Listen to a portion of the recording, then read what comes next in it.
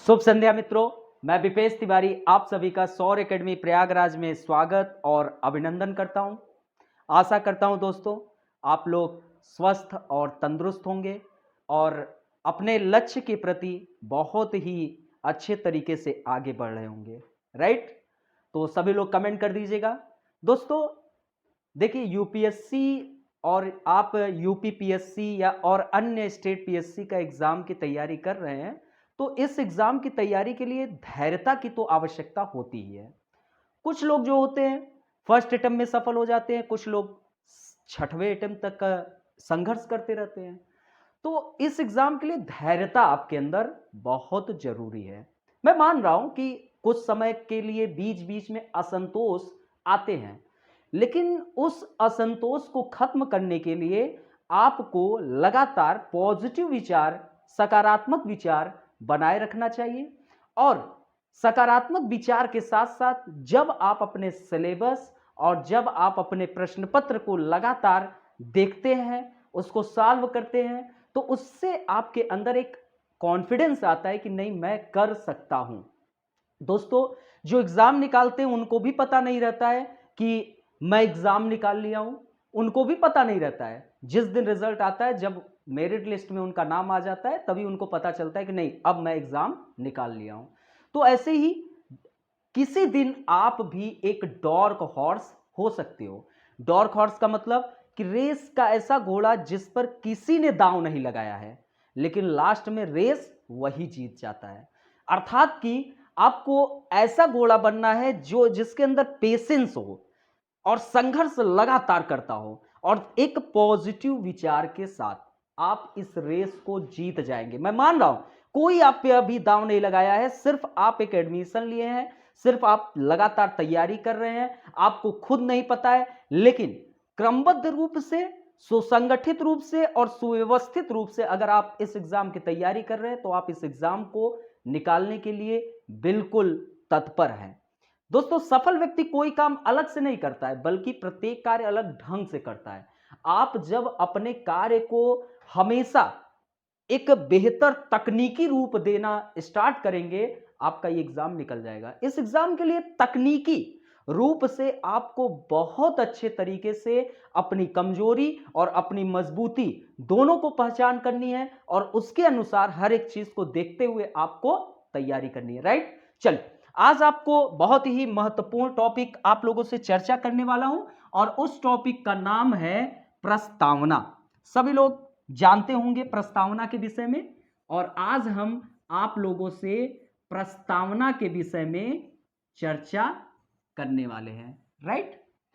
तो आप लोगों को प्रस्तावना जो है दूसरे शब्दों में उद्देशिका के रूप में आप लोग जानते होंगे। तो दोस्तों प्रस्तावना जो था सभी को पता होगा, मैंने बताया भी हूं। 13 दिसंबर 1946 को क्या हुआ था? अगर आपको पता हो तो आप लोग कमेंट करके बता सकते हैं। तो 13 दिसंबर 1946 को संविधान सभा में नेहरू जी जो थे, उन्होंने उद्देश्य प्रस्ताव को प्रस्तुत किया था। कहां पर? संविधान सभा में। संविधान सभा के समक्ष, ठीक है? कौन? नेहरू जी, जवाहरलाल नेहरू जी, उन्होंने उद्देश्य प्रस्ताव प्रस्तुत किया। किसको प्रस्तुत किया? उद्देश्य प्रस्ताव। और कब प्रस्तुत किया? तो 13 दिसंबर 1946 को। और फिर दोस्तों इस पर बहुत अच्छे तरीके से विचार विमर्श हुआ, बहुत अच्छे तरीके से चर्चाएं हुई, लेकिन 22 जनवरी 1947 को क्या हुआ था? सभी लोग कमेंट करें, कि जिसको पता हो वो कमेंट भी करते चले। देखिए, कमेंट करने से आपके अंदर और तीव्र गति से उत्सुकता आएगी, क्लास को और इंटरेस्टिंग रूप से आप देखेंगे और समझेंगे। तो कमेंट करने में भी आप पीछे बिल्कुल मत हटिए, राइट? देखिए 22 जनवरी 1947 को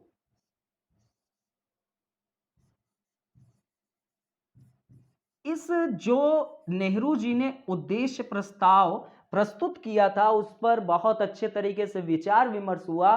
फिर उसके बाद सर्वमान्य रूप से सभी लोगों ने इसको स्वीकार कर लिया। ठीक, अब ये स्वीकार कर लिया गया, सभी लोगों ने इसको एक्सेप्ट कर लिया 22 जनवरी 1947 को।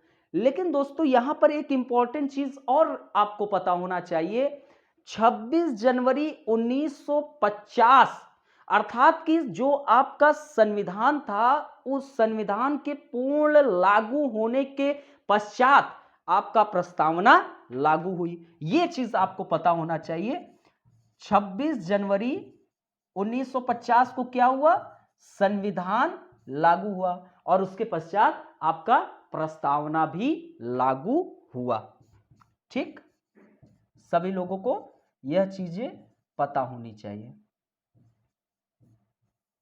ठीक है, प्रस्तावना लागू हुआ। तो ये 3 डेट आपको बहुत अच्छे तरीके से तैयार होनी चाहिए। ठीक है, चलिए आगे चलते हैं। तो आप लोग सभी लोग एक बार तीनों डेट को कमेंट करिए ताकि आप लोगों के अंदर जो उत्सुकता है वो बनी रहे। अब दोस्तों एक विद्वान है N.A. पालकीवाला, नाम आप लोग सुने होंगे, बहुत ही अच्छे विद्वान है। और N.A. पालकीवाला ने जो प्रस्तावना है संविधान का, उसको परिचय पत्र कहा। क्या कहा, परिचय पत्र की इन्होंने संज्ञा दी। प्रस्तावना को कभी कभी आपको पीएससी एग्जाम में यह प्रश्न पूछते हुए दिखाई देता है, प्रस्तावना को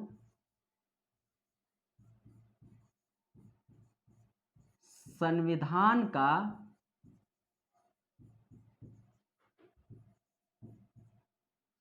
परिचय पत्र की संज्ञा दी। उनका नाम क्या है, N.A. पालकीवाला।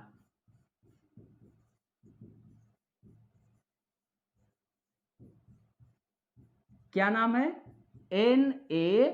पालकीवाला। इन्होंने प्रस्तावना को क्या कहा, संविधान का परिचय पत्र की संज्ञा दी। अब जैसे एक व्यक्ति है, इस व्यक्ति का परिचय पत्र में कुछ लोग अपना आधार कार्ड रखते हैं, कुछ लोग अपना ड्राइविंग लाइसेंस रखते हैं, कुछ लोग वोटर आईडी रखते हैं। मान लो कि ये आधार कार्ड। अब एक आधार कार्ड से इस व्यक्ति के पूरे व्यक्तित्व का पता चल रहा है कि यह व्यक्ति का व्यक्तित्व, मतलब कि यह व्यक्ति कौन है, कैसे है, कहां से है, तमाम प्रकार की उसकी सारी जानकारी मिल जाती है एक आधार कार्ड के द्वारा। तो इसी आधार पर जो N.A. पालकीवाला है, उन्होंने कहा कि संविधान की अगर आपको जानकारी लेना है कि भारतीय संविधान कैसा है और वह अपने आप को किस रूप में ढाला है, तो वह जो है प्रस्तावना है। प्रस्तावना से आपको पता चल जाएगा। तो प्रस्तावना एक आपका क्या हो गया, परिचय पत्र हो गया। किसका, संविधान का। ये आपको पता होना चाहिए। एक विद्वान और है सर अल्लादी कृष्णस्वामी अय्यर। उन्होंने क्या कहा कि संविधान की जो प्रस्तावना है वह दीर्घकालिक सपनों का विचार है। बहुत अच्छी लाइन कहें। इन्होंने क्या कहा, दीर्घकालीन सपनों का विचार। अर्थात कि जो दीर्घकालीन आपका संविधान लागू हुआ, लेकिन संविधान आपके भविष्य को ध्यान में रखते हुए लागू हुआ है। अब दीर्घकालीन मतलब कि एक लंबा काल जो होता है, उस दीर्घकालीन सपनों का जो विचार है वह आपका इंडियन प्रीएम्बल है, प्रस्तावना है, जिससे बहुत कुछ जानकारी मिलती है। ये आपको पता होना चाहिए। ये किसने कहा, सर अल्लादी कृष्णस्वामी अय्यर। एक के.एम. मुंशी हैं, उनका नाम आप लोग सुने होंगे, के.एम. मुंशी। ये आपका कभी कभी एग्जाम में डायरेक्ट आपको मैच करके मिल जाएगा या डायरेक्ट स्टेटमेंट कह के मिल जाएगा। 2018-19 में यहीं से आपको प्रश्न मिलते हुए दिखाई देते हैं। इन्होंने प्रस्तावना को संप्रभु, प्रजातांत्रिक और गणतंत्र की जन्म कुंडली कहा। ठीक है, प्रस्तावना को के.एम. मुंशी ने क्या कहा, हमारे संप्रभु, प्रजातांत्रिक, गणतंत्र की जन्म कुंडली है। तो इस प्रकार हम प्रस्तावना को भारतीय संविधान की भूमिका की भांति क्या करते हैं, देखते हैं, और जिसमें संविधान के आदर्श क्या है, जैसे संपूर्ण प्रभुत्व संपन्न, समाजवादी, पंथ निरपेक्ष, लोकतंत्र, गणराज्य। तो संविधान के आदर्श, उसके उद्देश्य, सरकार का स्वरूप कैसा होगा, संविधान के स्रोत से संबंधित जो प्रावधान है और संविधान के लागू होने की तिथि तक का आपको प्रस्तावना में उल्लेख दिखाई देता है। तो आपका जो भारतीय संविधान की भूमिका की भांति ही प्रस्तावना भी अपने आप में बहुत ज्यादा महत्वता रखता है। ठीक है, ओके। चलिए अब हम जानते हैं कि प्रस्तावना की उपयोगिता क्या है। प्रस्तावना की उपयोगिता क्या है? ठीक है, सभी लोगों को समझ में आ रहा है? किसी को कोई भी दिक्कत हो कमेंट करिए, कोई प्रॉब्लम नहीं।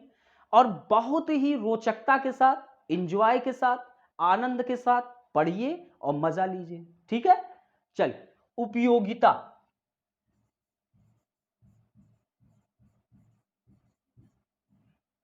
अगर आप में से किसी को पता हो कुछ उपयोगिता तो कमेंट करिए, कोई दिक्कत नहीं। प्रस्तावना की क्या उपयोगिता हो सकती है? तो पहली उपयोगिता अगर देखा जाए तो संविधान के विस्तृत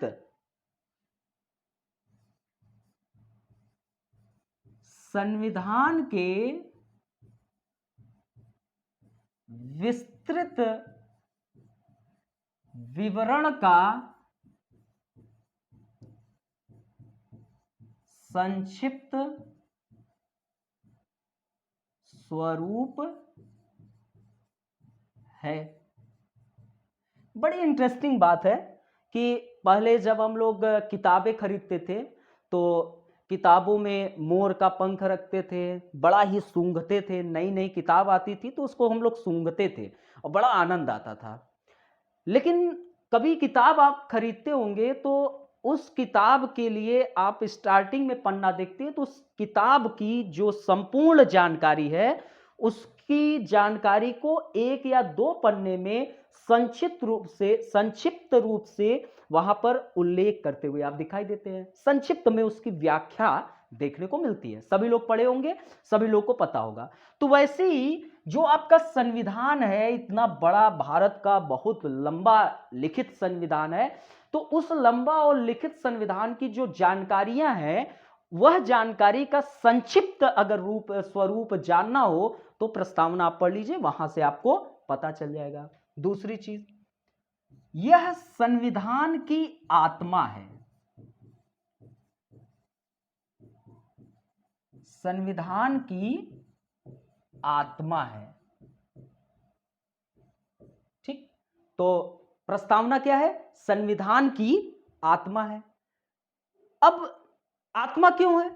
तो कभी कभी कुछ अनुच्छेद होते हैं जो अस्पष्ट होते हैं, उसको हम ठीक ठीक रूप से अर्थ जानने में असक्षम होते हैं, हमको कठिनाई होती है। तो उस अनुच्छेद को स्पष्टीकरण के लिए प्रस्तावना की भाषा का हम सहारा लेते हुए दिखाई देते हैं। इस कारण प्रस्तावना संविधान की आत्मा है। ठीक है, कोई दिक्कत? अब इस प्रस्तावना में संविधान के दर्शन की भी स्पष्ट झलक दिखने को मिलती है। संविधान के दर्शन का स्पष्ट झलक देखने को मिलता है।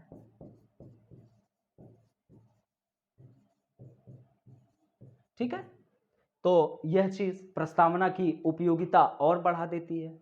प्रस्तावना में हम क्या करेंगे, हमारा लक्ष्य क्या है और हम किस दिशा में जा रहे हैं, इन सब का बहुत स्पष्ट रूप से उल्लेख दिखाई देता है। इस कारण प्रस्तावना की उपयोगिता जो है बहुत व्यापक स्तर पर देखने को मिलता है। इसी कारण इसको क्या कहा गया है? संविधान की आत्मा। अर्थात कि कोई अनुच्छेद अस्पष्ट है, उसको स्पष्टीकरण के लिए हम प्रस्तावना की भाषा का सहारा ले रहे हैं ताकि वह स्पष्ट हो जाए।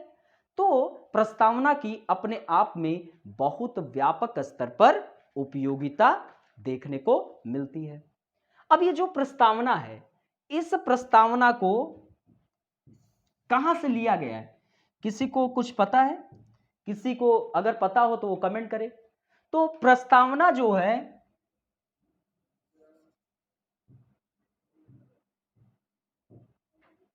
प्रस्तावना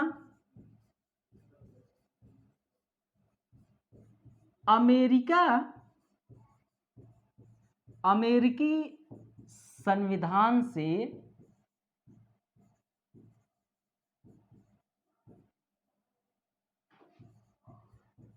लिया गया है। ठीक, लेकिन जो प्रस्तावना की भाषा है उसको हम ऑस्ट्रेलिया संविधान से लिए हैं। प्रस्तावना की भाषा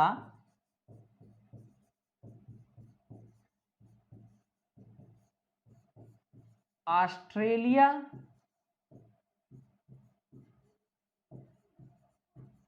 संविधान की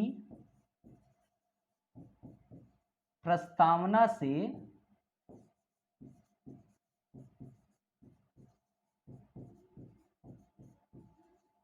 लिया गया है।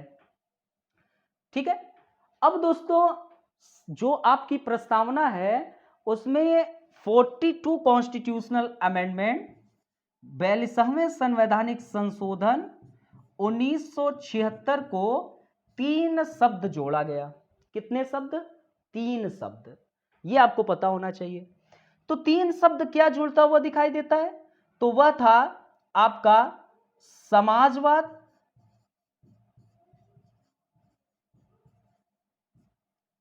पंथ निरपेक्ष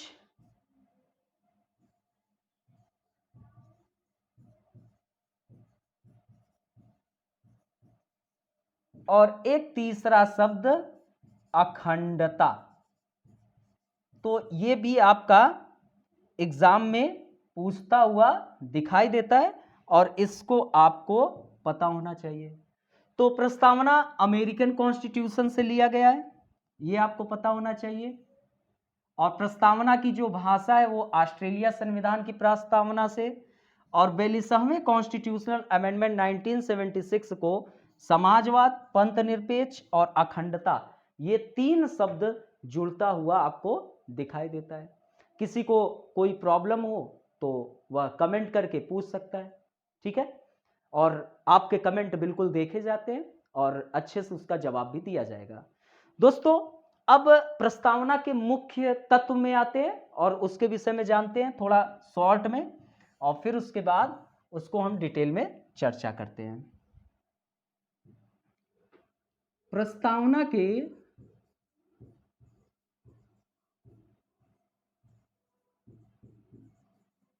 मुख्य तत्व। ठीक है,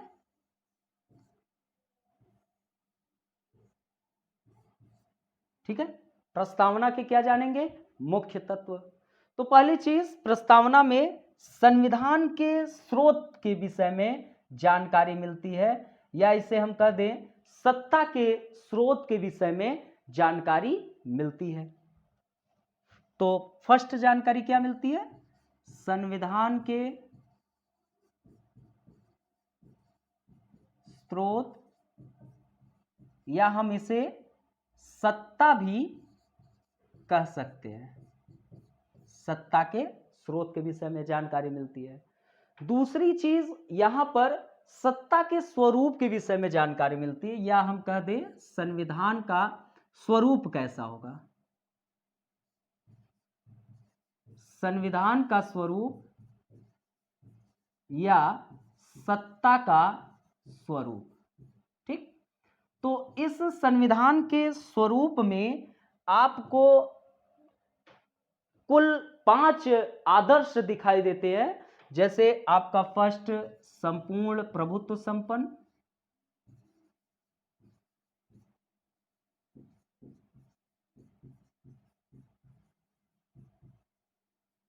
फिर आपका समाजवाद, फिर आपका पंथ निरपेक्ष, फिर आपका लोकतंत्र, फिर आपका गणराज्य।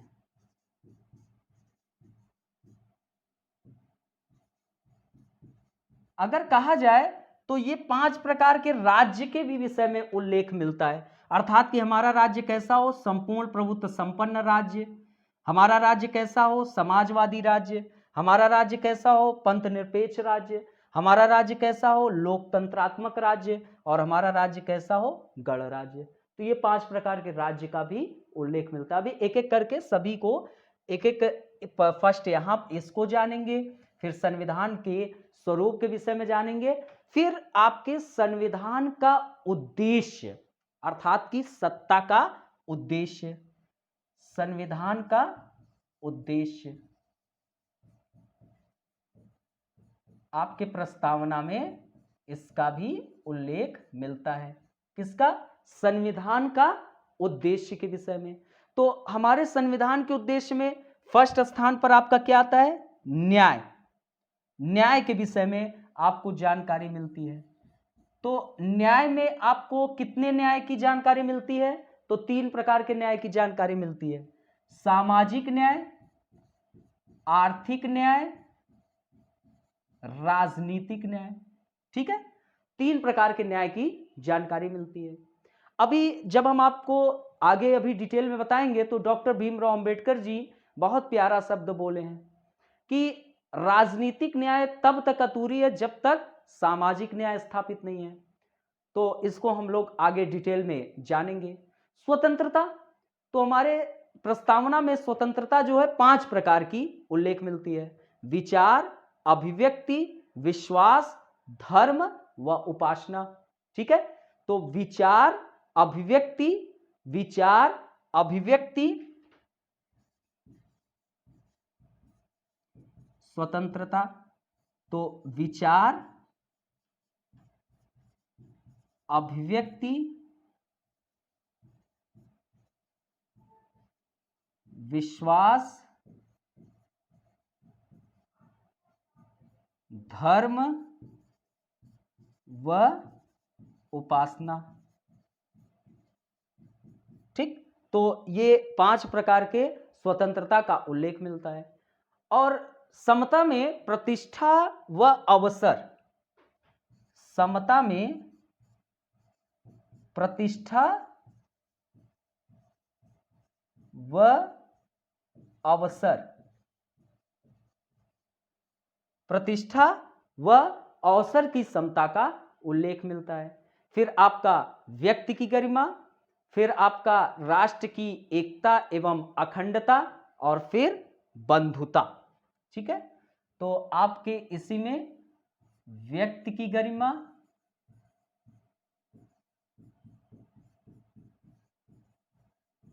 फिर आपका राष्ट्र की एकता एवं अखंडता, एकता व अखंडता, फिर आपका एक बंधुत्व शब्द दिखाई देता है। ठीक है, अब दोस्तों जैसे यूपीएससी में, तो अभी हम आगे एंट्री करेंगे तब यूपीएससी के प्रश्न तो आपको देखने को मिलेंगे कि कैसे प्रस्तावना के प्रश्न आते हैं। लेकिन पीएससी एग्जाम में ऐसा देखने को मिला कि जो प्रस्तावना पे प्रश्न आते हैं तो आपसे प्रश्न पूछ लेगा कि मूल संविधान में संविधान का स्वरूप कैसा था। तो मूल संविधान में तो आपको ये 2 शब्द तो बिल्कुल दिखाई नहीं दिए थे।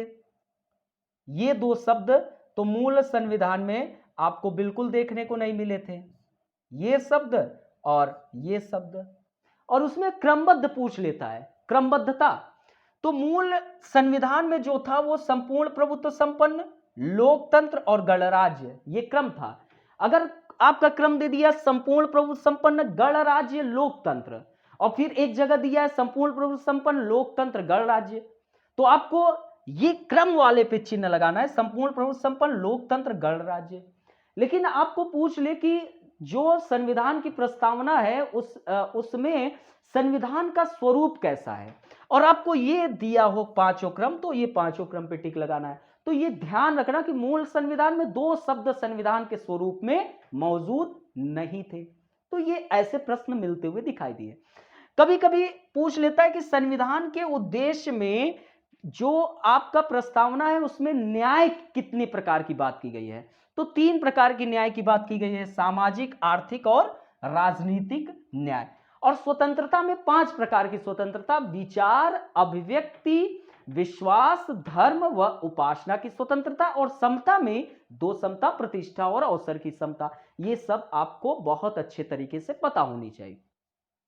आपको प्रस्तावना अगर पढ़ते होंगे तो देखते होंगे कि हम भारत के लोग भारत को एक संपूर्ण प्रभुत्व संपन्न समाजवादी पंथ निरपेक्ष लोकतंत्र गणराज्य बनाने के लिए हम उनके समस्त नागरिकों को सामाजिक, आर्थिक, राजनीतिक न्याय, विचार, अभिव्यक्ति, विश्वास, धर्म व उपासना की स्वतंत्रता, प्रतिष्ठा एवं अवसर की समता को प्राप्त करने के लिए हम उन सब में व्यक्ति की गरिमा, राष्ट्र की एकता व अखंडता को सुनिश्चित करने के लिए हम इस संविधान को 26 नवंबर 1949 को मिति मार्गशीर्ष सप्तमी 2006 शुक्ल संवती को द्वारा हम इस संविधान को अंगीकृत, अधिनियमित एवं आत्मर्पित करते हैं। तो दोस्तों हम लोग अब जो चर्चा करेंगे एक एक करके, अब इन सभी प्रारूप की चर्चा कर ले तो हम लोगों की काफी कुछ चीजें कंप्लीट होती दिखाई देगी। तो आइए अब हम लोग फर्स्ट अपने चलते हैं संविधान के स्रोत में।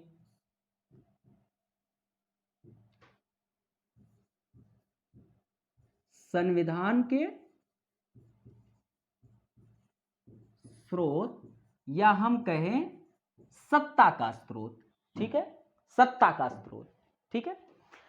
अब आपको प्रस्तावना की फर्स्ट लाइन आप पढ़ते होंगे, हम भारत के लोग अंगीकृत, अधिनियमित एवं आत्मर्पित करते हैं। क्या पढ़ते हैं? हम भारत के लोग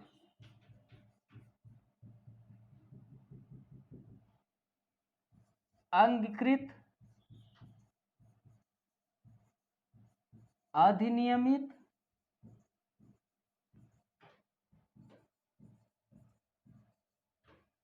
एवं आत्मर्पित करते हैं, ठीक है।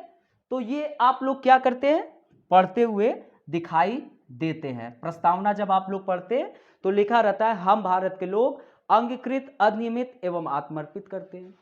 तो इसका शब्दार्थ मीनिंग क्या हुआ, अर्थात कि भारत के लोगों के द्वारा इस संविधान को बनाया गया है, इस संविधान को स्वीकार किया गया है और इसने स्वयं को अर्पित किया है। तो सत्ता का स्रोत कौन हुआ? स्वयं भारतीय जनता हुई। कौन हुआ? स्वयं भारतीय जनता हुई।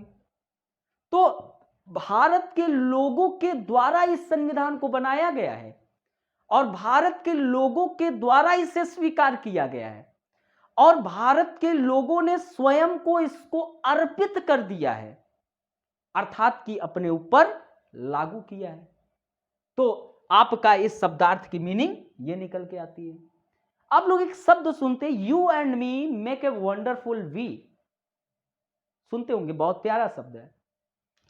तो इस संविधान में ये हम शब्द जो लिखा गया, अगर इसको हम एक आपका शब्द आता है समानुभूति, एक आता है शब्द सहानुभूति, एम्पैथी और सिंपैथी। तो जो आपका समानुभूति शब्द है उस शब्दार्थ से यह पता चलता है कि मैं और तुम की भावना बिल्कुल मौजूद ना हो, हम की भावना, अर्थात कि हमने उस दर्द को उस दूसरे व्यक्ति के अंदर फील किया हूं क्योंकि वह दर्द मुझे भी मिल चुका है, तो उस दर्द को समाप्त करने के लिए, ठीक है। तो मतलब कि हम में मैं और तुम नहीं, हम सब भारतीय हैं और हम सब ने मिलकर इस संविधान को बनाया है और हम सब मिलकर इस संविधान को स्वीकार किया है और हम सब ने इसे अर्पित किया है, अर्थात कि अपने ऊपर लागू किया है। अब क्या होता है, आप लोगों को देखने को मिलता है कि जैसे जनता, मान लो कि कोई कानून लागू किया गया, जनता विद्रोह कर दे, कोई कानून लागू किया गया, जनता को लगा कि नहीं ये कानून हमारे अकॉर्डिंग अनुचित है, उचित नहीं है, जनता ने कर दिया विद्रोह। अब जो जनता के प्रतिनिधि हैं वो जनता के अगेंस्ट जाकर कार्य नहीं करेंगे, क्योंकि अगले 5 वर्ष पंचवर्षीय में तो देख लोगे क्या हाल होगा आपका। आपको समझ लीजिए कि ऐसा पटकनी मारेंगे कि आप कहीं मुंह दिखाने लायक नहीं रहोगे। आप लोग देखते हैं काफी ऐसे हमारे लोकतंत्र में हर प्रत्येक पंचवर्षीय में जो भी चुनाव होता है उसमें देखने को मिलता है। तो प्रतिनिधि जनता के अगेंस्ट में जाकर कानून का निर्माण नहीं करेंगे। लेकिन दोस्तों यहां जनता का मतलब ये नहीं कि 10,000 लोग मिलकर सड़क पर आ गए और किसी कानून को लेकर बहुत तीव्र गति से विरोध कर रहे हैं तो प्रतिनिधि जो है उस कानून को वापस ले लेंगे, ऐसा भी बिल्कुल नहीं। अर्थात कि अधिकांशतः जनता जो है उस कानून के अगेंस्ट में है, तब जाकर वह प्रतिनिधि कानून को वापस लेगा। बाकी जो न्यायालय है वह न्यायालय देखता रहेगा, फिर उसके बाद वह न्यायिक समीक्षा के माध्यम से तमाम प्रारूप में परिवर्तित करेगा। लेकिन यहां पर हमको सिर्फ जानना है कि संविधान का स्रोत कौन है, तो स्वयं हमारे भारतीय जनता है। किसी को यहां पर कोई दिक्कत, कोई समस्या, वो कमेंट कर सकता है। आइए दूसरा जानते हैं।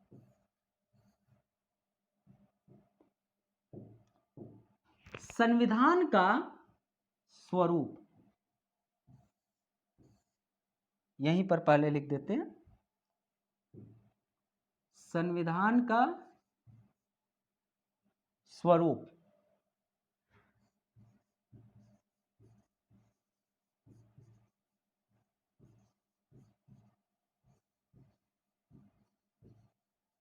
तो संविधान के स्वरूप में हम लोग संपूर्ण प्रभुत्व संपन्न, ठीक है, ये चीज जानेंगे।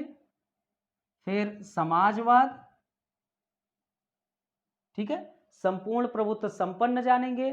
फिर समाजवाद जानेंगे।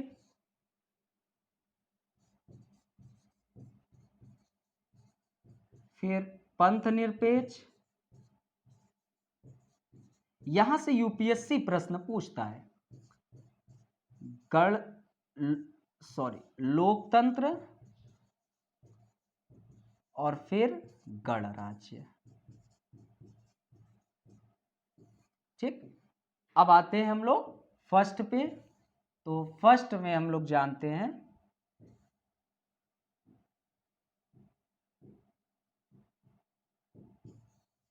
फर्स्ट में हम लोग क्या जानते हैं, संपूर्ण प्रभुत्व संपन्न।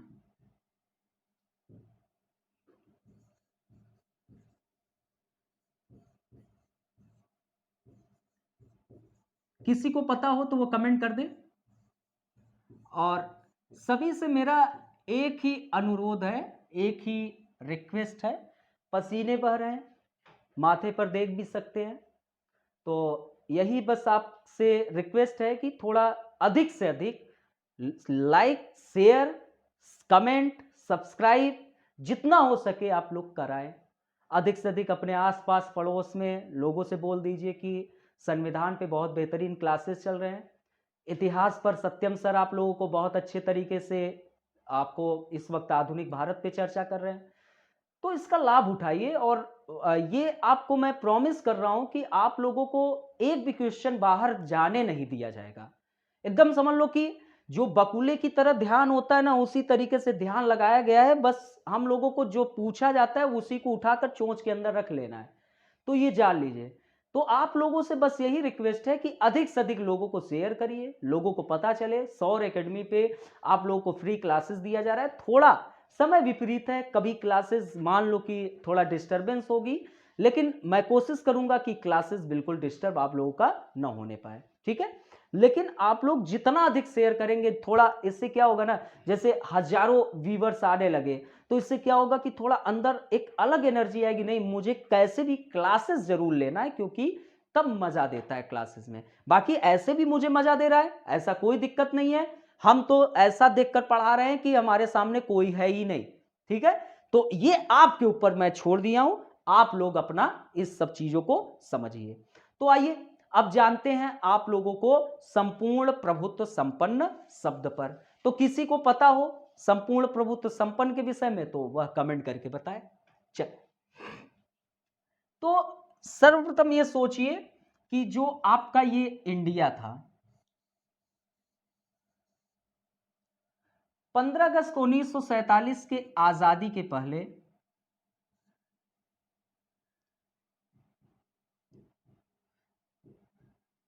15 अगस्त 1947 के पहले क्या हम आंतरिक रूप से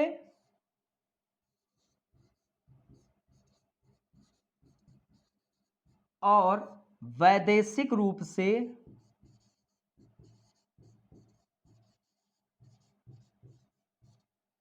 स्वतंत्र निर्णय लेने में सक्षम थे? तो बिल्कुल नहीं, बिल्कुल नहीं। लेकिन जैसे ही हम 15 अगस्त 1947 को क्या हुए, आजाद हुए, वैसे ही अब हम लोग आंतरिक रूप से और वैदेशिक रूप से बिल्कुल ही स्वतंत्र निर्णय लेने में सक्षम है। अर्थात कि हमारे ऊपर किसी का दबाव नहीं है, बिना किसी बाह्य दबाव के, बिना किसी आंतरिक दबाव के हम बिल्कुल निर्णय लेने के लिए स्वतंत्र हैं। अब आंतरिक मामले में आपको राजनैतिक, आर्थिक,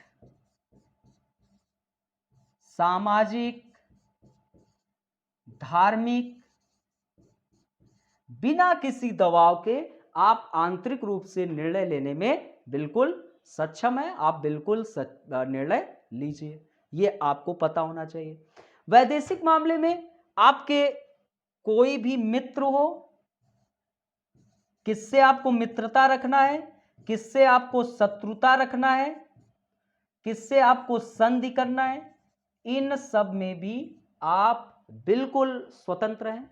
किसी भी दबाव के आप बिल्कुल निर्णय ले सकते हैं। अर्थात कि भारत जो देश है, किसी भी समय कोई भी नीति निर्माण करते समय न ही किसी प्रकार का बाह्य दबाव, न ही किसी प्रकार का आंतरिक दबाव के अधीन वह काम नहीं करेगा, क्योंकि 15 अगस्त 1947 के आजादी के बाद ही भारत एक राज्य बन गया। उसका अपना भूभाग है, जनसंख्या है, उसकी अपनी सरकार है और उन सब में संप्रभुता उसके पास मौजूद है। स्वतंत्र विधान करने में आप बिल्कुल सक्षम है, आप कुछ भी करिए। यानी जो निर्णय होगा वह सर्वोच्च सत्ता निर्णय लेने की किसके पास है? भारत के पास है।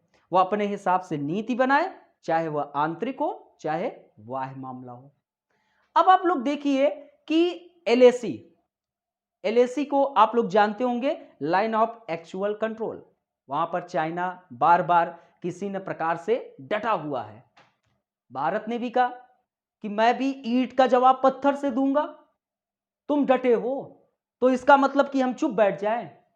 तुम सोच रहे हो कि तुम ताकतवर हो, हम कमजोर हैं। हम संप्रभु राष्ट्र हैं और ईंट का जवाब पत्थर से देंगे। कश्मीर की धरती रानी है और सरताज हिमालय है, इसको हम अपने खून से पाले हैं, इसको तुमको ऐसे ही दे देंगे? तुम डट गए हो तो हम डर के मारे ले जाओ, ईंट का जवाब पत्थर से देंगे। तो ये बिना संप्रभुता के आपके पास बिल्कुल आप यह शब्द नहीं कर सकते थे। तो हमारे पास क्या है? संप्रभुता है। समय आएगा तो हम आपसे वार्ता भी करेंगे और अगर आएगा यह भी समय तो हम संधि भी करेंगे, लेकिन किसी अंतर्राष्ट्रीय दबाव से हम आपसे संधि और वार्ता थोड़ी नहीं करेंगे कि कोई अंतर्राष्ट्रीय दबाव में यह कर दिया गया तो हम उसको स्वीकार कर ले। हमारे अकॉर्डिंग जो सही होगा और हम चाहेंगे तभी हम इस चीज को वार्ता करेंगे और स्वीकार करेंगे। तो क्या है?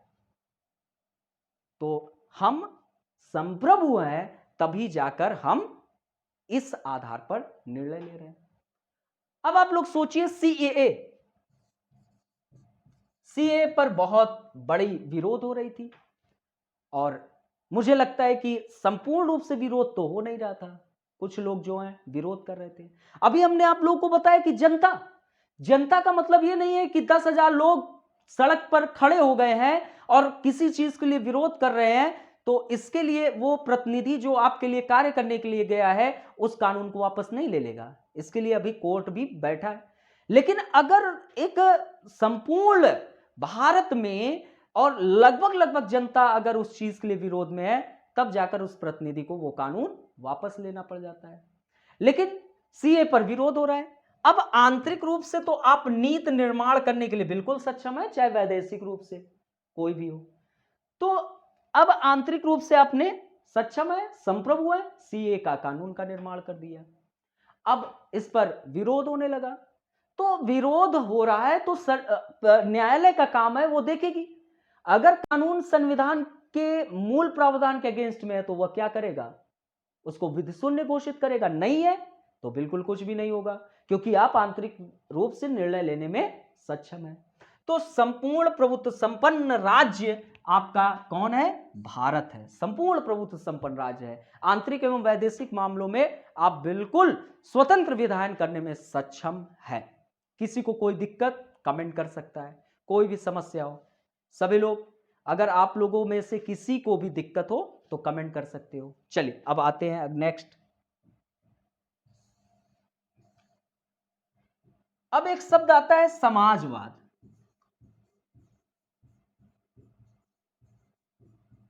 किसी को पता है समाजवाद क्या है?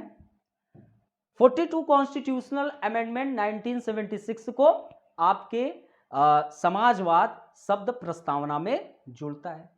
अगर दोस्तों समाजवाद की अर्थ को अगर देखा जाए तो किसी भी देश में, कोई भी देश हो जिसमें उत्पादन के साधन,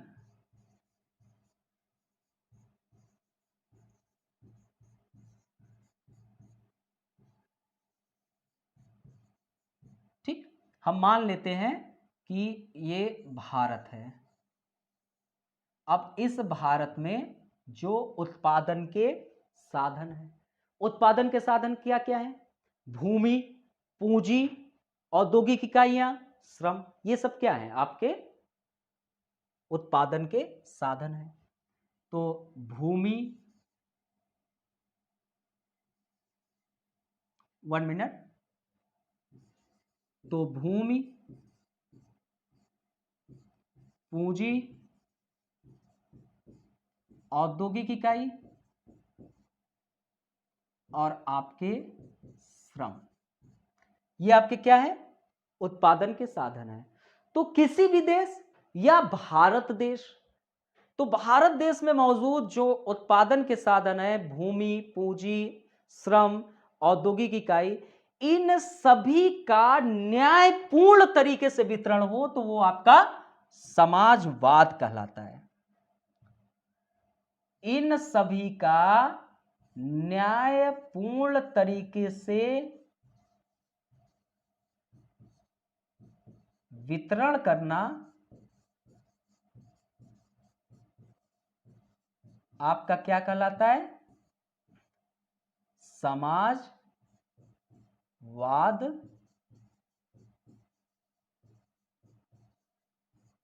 कहलाता है।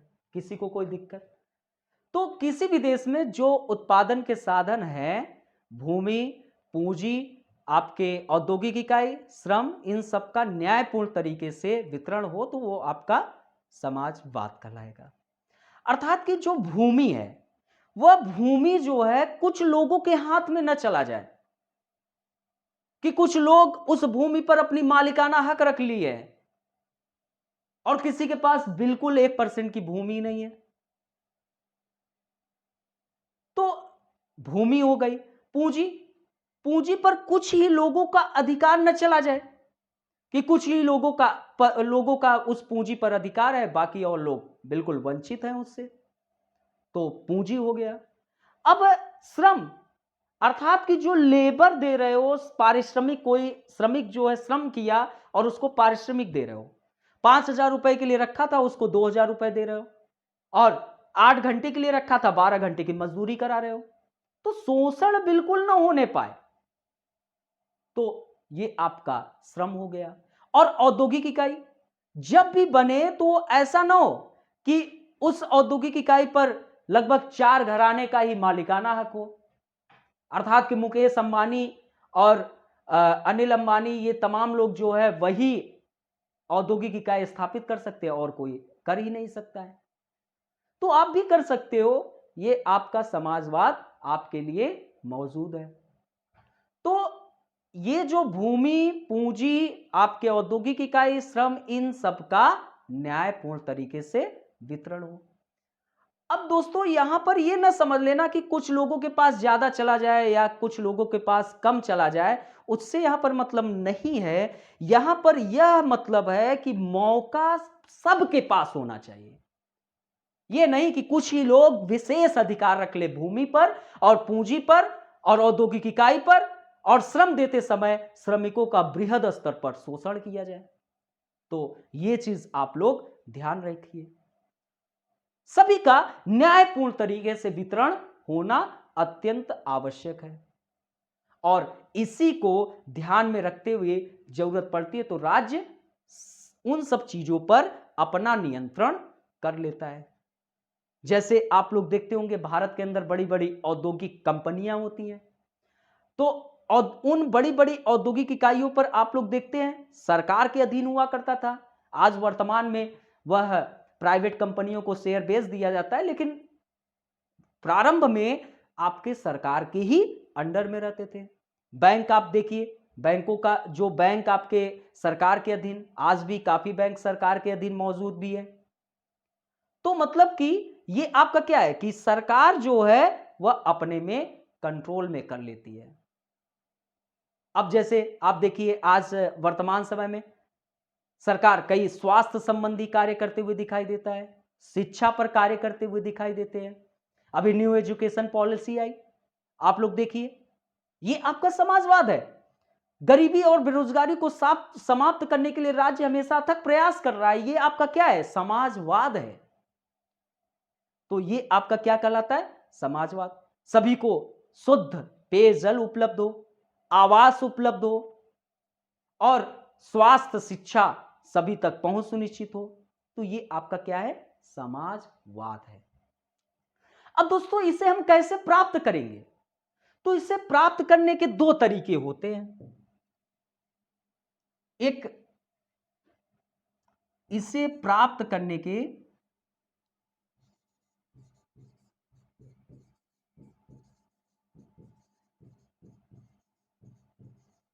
दो तरीके। एक तरीका आपका क्या है, क्रांति के माध्यम से प्राप्त कर लो। जैसे क्रांति के माध्यम से प्राप्त करना अर्थात कि समझ लो कि मार्क्सिज्म हो गया, इसी को मार्क्सवाद कहा जाता है। इसी को मार्क्सवादी समाजवाद कहा जाता है, जो साम्यवादी में चला जाता है। तो क्रांति के माध्यम से, तो ये क्रांति के माध्यम से हमारे पास मौजूद नहीं है। दूसरा तरीका क्या है, दूसरा तरीका यही है कि राज्य तय करे किसको क्या मिलेगा, अर्थात कि राज्य अपने नियंत्रण में जब चीजों को ले लेता है तो वही आपका लोकतंत्रात्मक समाजवाद कहलाता है, और यह भारत में मौजूद है, लोकतंत्र समाजवाद। अभी आपको बताते वक्त मैं यही चीज बता रहा था कि जरूरत पड़ेगी तो राज्य अपने अंडर में, अपने नियंत्रण में चीजें ले लेता है, ताकि सभी को शुद्ध पेयजल उपलब्ध हो सके, स्वास्थ्य, शिक्षा, बैंकों का आप लोगों को राष्ट्रीयकरण आपको बताएं, आपको कई औद्योगिक इकाइयां जिस पर आपके सरकार के अंडर में रहा करते थे, तो ये आपका लोकतंत्र समाजवाद है। तो इसे प्राप्त करने के दो तरीके हैं, क्रांति के माध्यम से। क्रांति वाला कार्ल मार्क्स का थ्योरी है, वो आपका वो आपका मार्क्सवादी समाजवाद कहलाता है, लेकिन हम लोगों ने लोकतंत्र समाजवाद की अवधारणा को अपनाया है, और यह राज्य जो होता है वह अपने जब नियंत्रण में ले ले चीजों को, तो वही आपका लोकतंत्र समाजवाद कहलाता है। तो लोकतंत्र समाजवाद में क्या होता है, तो लोकतंत्र समाजवाद में आपको राज्य तय करता है कि सभी लोगों को मुफ्त शिक्षा, अनिवार्य शिक्षा प्राप्त हो। अब मान लो कि वैक्सीन कोरोना की बनी है, तो वैक्सीन कोरोना की जो बनी है यह बता दिया गया कि यह जो है सभी लोगों को 200 रुपए में उपलब्ध होगा। सरकार की तरफ से 200 रुपए में सभी को उपलब्ध होगा। और वह यह भी कह सकता है कि जिन जो सक्षम है वो अपना मार्केट से खुले बाजार से वह 1200 रुपए में वैक्सीन कुछ खरीद सकता है। ठीक है, जिनके पास क्षमता है। लेकिन सरकार की तरफ से 200 रुपए से 201 रुपए नहीं मिल सकता है। 200 रुपए में ही आपको चीजें उपलब्ध होंगी। यही आपका लोकतंत्र समाजवाद कहलाता है। अर्थात कि 200 रुपए में सभी लोगों को, चाहे वह अमीर हो चाहे गरीब हो, सभी लोगों को 200 रुपए में वैक्सीन उपलब्ध होगा। तो ये आपका लोकतंत्र समाजवाद है। अब प्रधानमंत्री आवास योजना के तहत पैसा दे दिया जाएगा, आप आवास बना लीजिए। अभी आप लोग देखिए, जब कोविड जब बहुत तीव्र गति से स्टार्ट होता है तो बाहर से बहुत लोग आते हैं, तो सरकार ने आइसोलेशन सेंटर बना दिया। अब उसमें आपको फ्री में चीजें मिलेंगी, फ्री में आपको पूरी स्वास्थ्य सुविधाएं दी जाएंगी, थोड़ा बहुत कुछ दवा को छोड़कर आपको फ्री में खाना, फ्री में चीजें उपलब्ध। ये एक लोकतंत्र समाजवाद है, ताकि सभी लोगों को, चाहे वह गरीब हो चाहे असक्षम व्यक्ति, सभी को एक अच्छी स्वास्थ्य सुविधा उपलब्ध हो सके। तो ये आपका लोकतंत्र समाजवाद कहलाता है। किसी को कोई दिक्कत, कोई समस्या, कमेंट कर सकते हैं, कोई दिक्कत नहीं। तो ये आपका क्या कहला रहा है? लोकतंत्र समाजवाद। अभी आप प्राइवेट अस्पताल में चले जाओ, तुरंत पहले दिन भाई साहब 5 लाख रुपए रख दो, तभी जाकर तुम्हारा इलाज करेंगे, नहीं तो भाग जाओ यहां से, तुमको बेइज्जती करके भगा दिया जाएगा। लेकिन वहां पर आप गए, मान लो इलाज नहीं हुई, तुरंत निकाले मोबाइल, बढ़िया से लाइव दिखा दिए, फेसबुक पे लाइव कर दिए, 50 लोग देखे, तुरंत ट्रोल हो गया और पता चला कि सरकार की आलोचना होने लगी। तो लोकतंत्र समाजवाद आपके यहां मौजूद है। किसी को कोई दिक्कत, कोई समस्या तो कमेंट कर सकते हैं। यहां तक कोई दिक्कत किसी को, यहां तक किसी को कोई दिक्कत, यहां तक अगर किसी को कोई दिक्कत हो तो वह कमेंट करे, पूरी जानकारी दे और उसको हम संतुष्ट करने का प्रयास करेंगे। ठीक है, चलिए अब नेक्स्ट आपका टॉपिक क्या है? पंथ निरपेक्ष।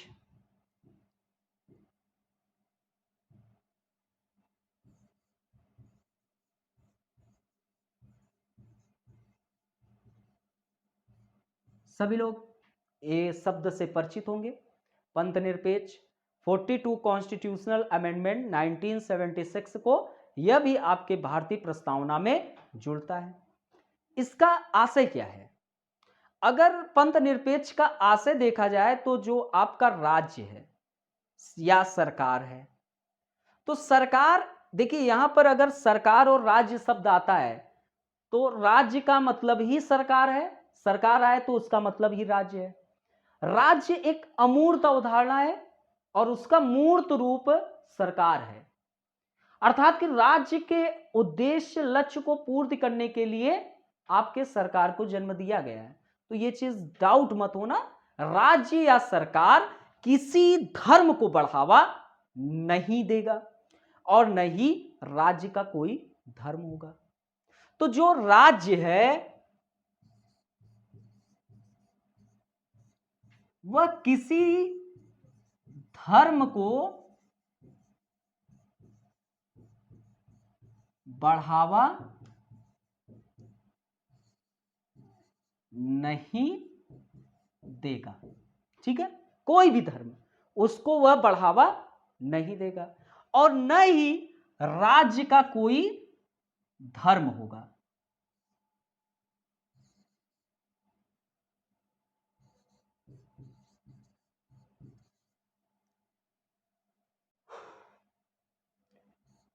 राज्य का कोई धर्म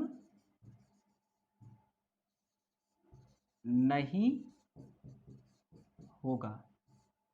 ये आपको दो शब्द दिखाई देते हैं, आइए इसको समझते हैं। राज्य किसी भी धर्म को बढ़ावा नहीं देगा, अर्थात कि किसी विशेष के लिए राज्य कोई कार्य नहीं करेगा, अर्थात कि वह किसी विशेष धर्म को बहुत तीव्र गति से बढ़ाने के लिए कोई विशेष खर्च नहीं करेगा कि पता चला टैक्स लगाकर विशेष धर्म के लोगों को आगे बढ़ाने के लिए आप खर्च कर रहे हैं।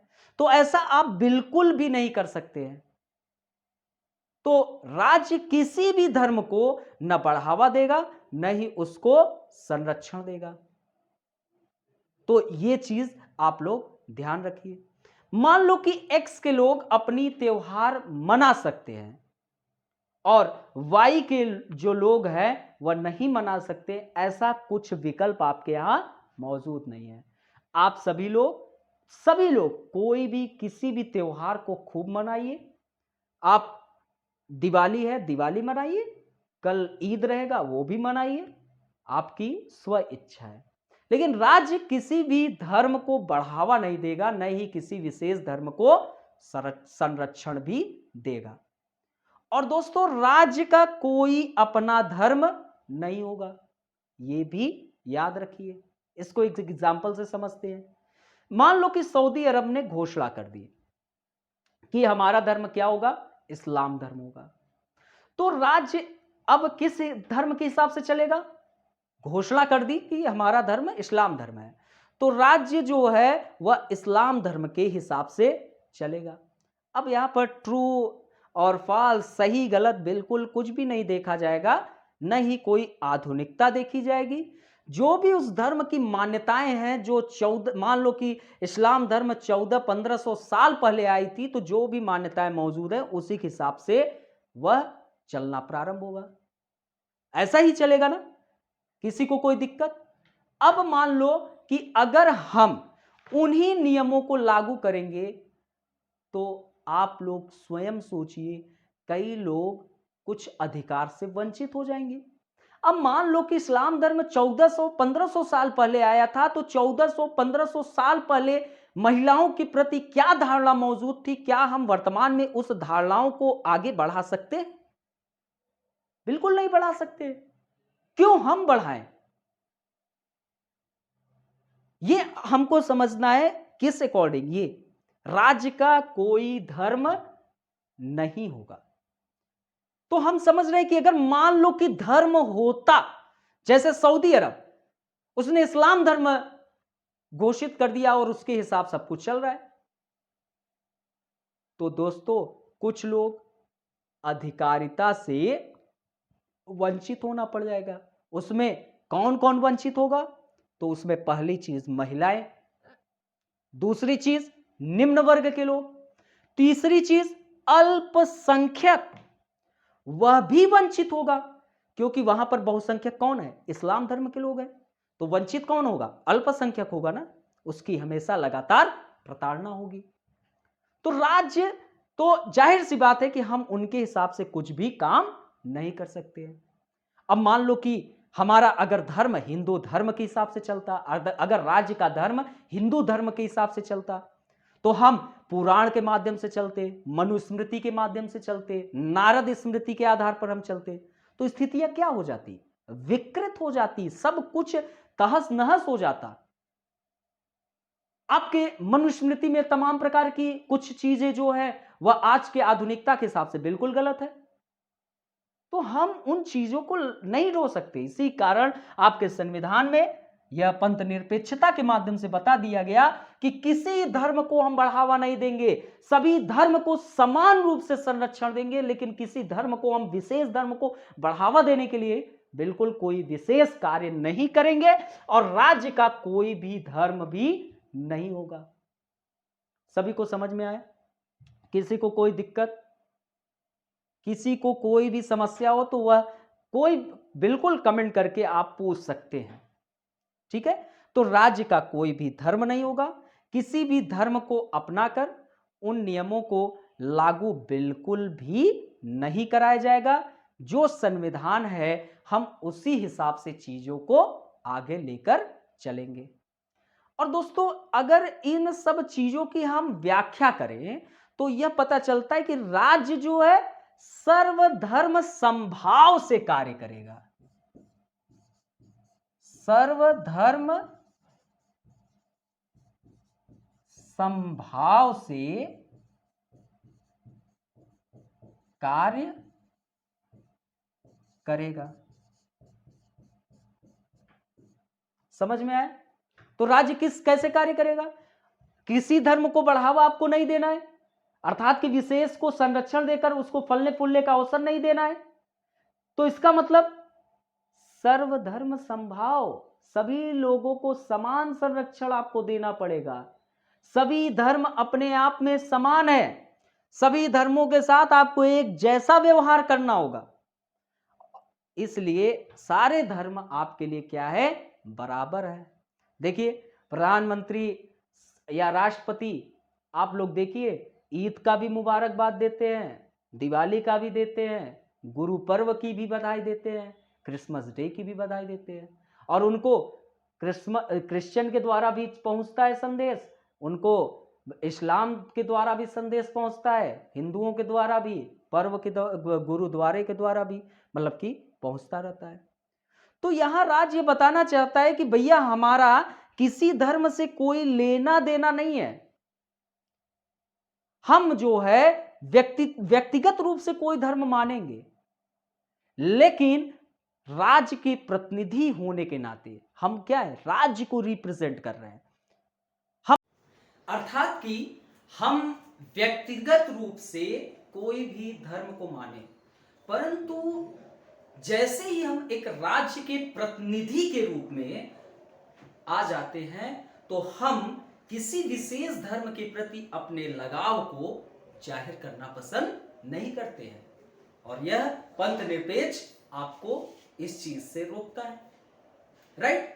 अर्थात कि हम व्यक्तिगत रूप से कोई धर्म को माने, लेकिन राज्य के प्रतिनिधि होने के नाते हम किसी विशेष धर्म के प्रति अपने लगाव को जाहिर नहीं करेंगे या उससे हम प्रेरित होकर कोई भी कार्य नहीं करेंगे। अर्थात कि दोस्तों सर्वधर्म समभाव से हम कार्य करेंगे। सभी धर्म हमारे नजर में समान होंगे और सभी धर्म को हम समान रूप से संरक्षण देंगे और सभी धर्मों के साथ एक समान व्यवहार भी करेंगे। अब दोस्तों यहां पर एक और इंपॉर्टेंट चीज आपको पता होनी चाहिए, अगर किसी धर्म से समर्थित कोई भी सामाजिक बुराई हो तो राज्य उसे समाप्त कर सकता है। अगर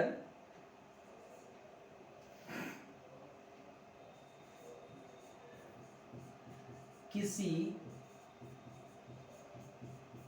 धर्म से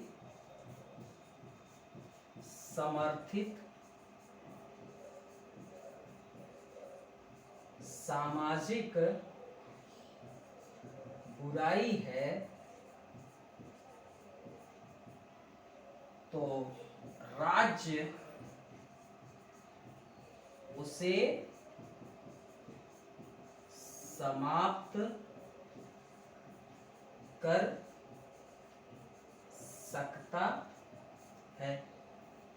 जैसे दोस्तों हमारे आधुनिक समय में आप लोगों को देखने को मिल रहा था, जैसे ही मिडिल एज समाप्त हुआ उसी के दौरान एक बहुत बड़ी बुराई हमारे समाज में व्याप्त थी। राजा राम मोहन राय के अथक प्रयास के कारण वह बुराई समाप्त हुई, सती प्रथा। सभी लोगों को पता होगा सती प्रथा। अब दोस्तों ये जो सती प्रथा थी, देखिए धर्म सभी अच्छे होते हैं, धर्म में कोई बुराई नहीं होती है, लेकिन यहां पर लाइन लिखा गया धर्म से समर्थित कोई भी सामाजिक बुराई उसे राज्य समाप्त कर देगा। अब सती प्रथा क्या है? अगर देखा जाए आज वर्तमान समय में तो आर्टिकल 21 का एक उल्लंघन है कि नहीं? सभी लोग कमेंट करें, है कि नहीं? अब मान लो कि किसी भी पुरुष की मृत्यु हो गई, अब उसकी पत्नी क्यों उसके साथ अग्नि में खुद को जला ले? क्या था कि समाज जो था वो बहुत ज्यादा चालाक था।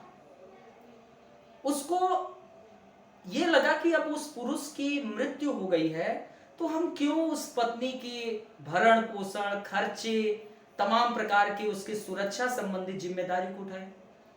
तो वह इन जिम्मेदारियों से बचने के लिए उसने क्या काम किया, इसको धार्मिक कर्मकांड से जोड़ दिया। अर्थात कि तुम उस पुरुष के साथ, अगर वह उसकी जो पत्नी है, जो महिला है, अगर उस पुरुष के साथ अग्निदाह में शामिल हो जाएगी तो उसको इस जीवन मरण से मुक्ति मिल जाएगी, अर्थात कि वह मोक्ष की ओर अग्रसर होगी। स्वयं भगवान उसको अपने शरण में ले लेंगे, क्योंकि ऐसी हमारे यहां प्रथा प्रचलित थी, सती मां कहलाई थी। क्योंकि भगवान जो शिव थे उनके क्षोभ में कौन जान दे दिया था? सती अपनी जान दे दी थी। तो दोस्तों, इस सती प्रथा को धार्मिक प्रक्रिया से जोड़कर हमारे समाज में यह बहुत बड़ी सामाजिक बुराई प्रचलित दिखाई दे रही थी। तो हालांकि ये राजा राममोहन राय के नेतृत्व में समाप्त हुआ। आपको धर्म से समर्थित सामाजिक बुराई में आपको 3 तलाक दिखाई देता है, जो कि उसे भी समाप्त किया गया। आप लोग देखते होंगे 3 तलाक।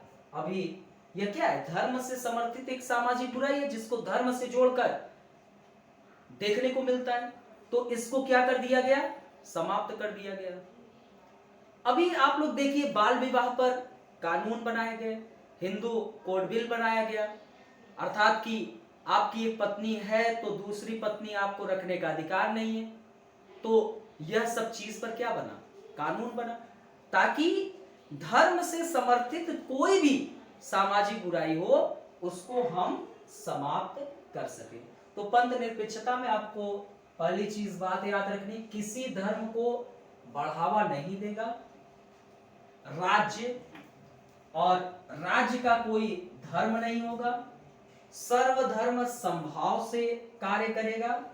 और अगर किसी धर्म से समर्थित कोई सामाजिक बुराई है तो राज्य उसे समाप्त कर सकता है।